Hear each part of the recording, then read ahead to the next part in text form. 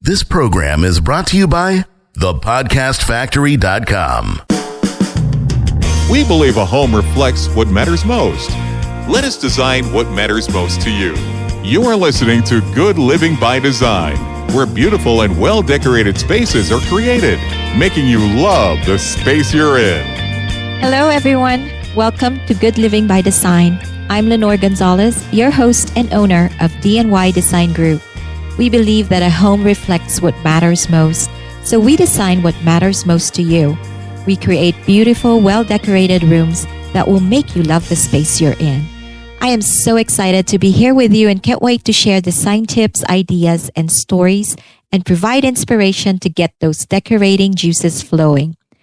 On our last podcast, we talked about home shaming and what little things you can do to start creating that space you'll love without trying to do it all.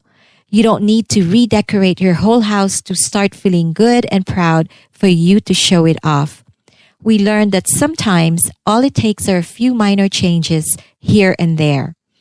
Now that you've taken the first step and decide to do something, you now realize that decorating can be very daunting with so many options available and so many design decisions to make.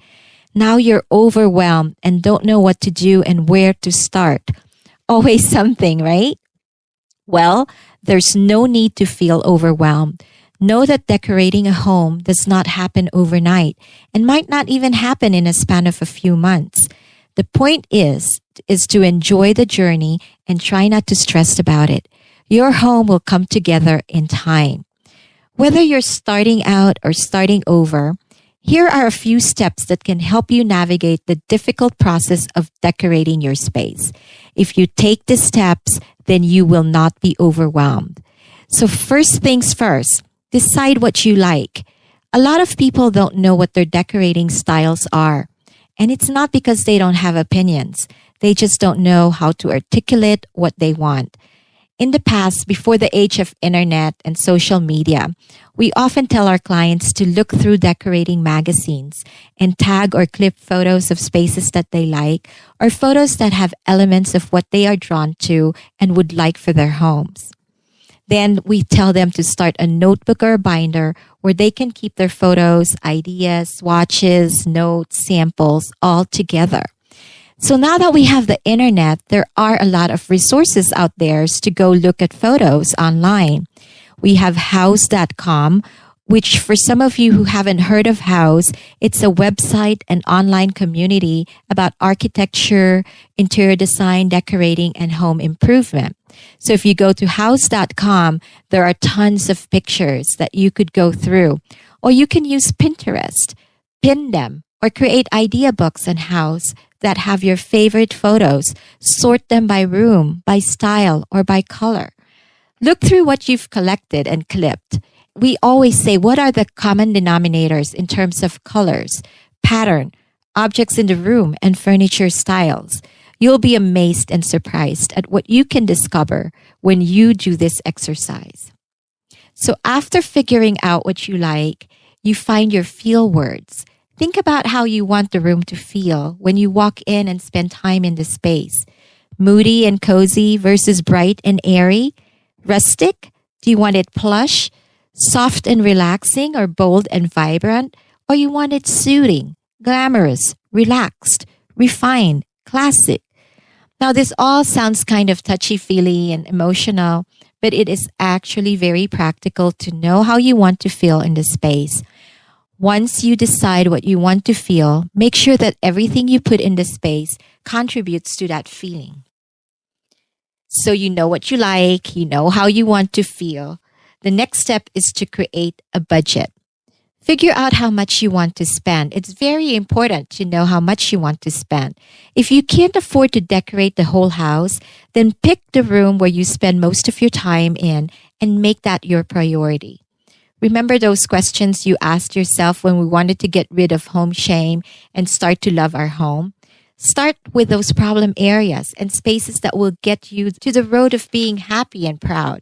Maybe work on functional and foundational pieces first so you have a starting point to base the rest of your decorating. The next step is to measure and sketch a floor plan. This is very important, and most of us skip this step. Once you know what space you'll be working on, measure everything.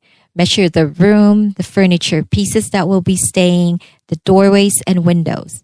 Then sketch a floor plan. You can do this by hand or go online and find free tools to help you create this.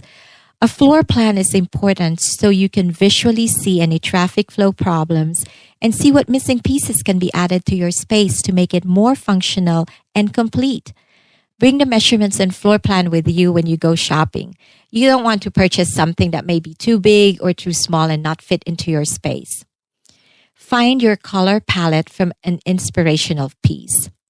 We always say start with something that you like. Get an inspirational piece that you could base your design on. Look around your room and find that inspirational piece that will be the basis of your design. It can be artwork that you already have in the room, or a pillow that has your favorite colors or pattern, or even an area rug. Use your inspiration piece to help you pick out the colors in the room.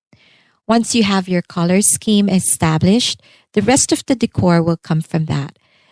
Now remember, use neutral colors for investment pieces like your sofa or dining table, and use the color on accent pieces and accessories. That way you can always change your color scheme when you feel like it without changing out the big pieces and spending a lot of money.